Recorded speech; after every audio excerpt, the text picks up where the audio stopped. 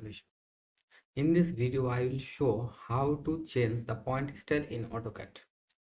First, in AutoCAD workspace, I will go to Draw toolbar, then select multiple points.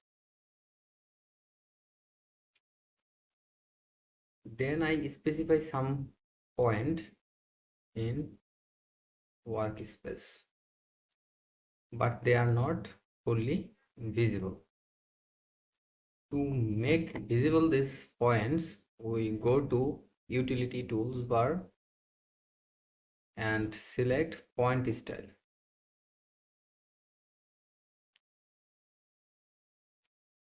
Here we see various type of point style.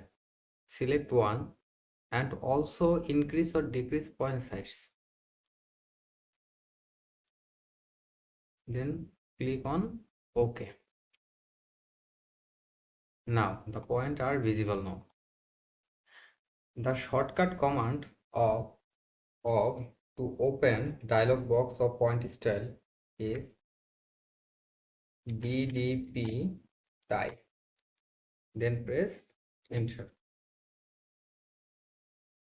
Thank you for watching my video.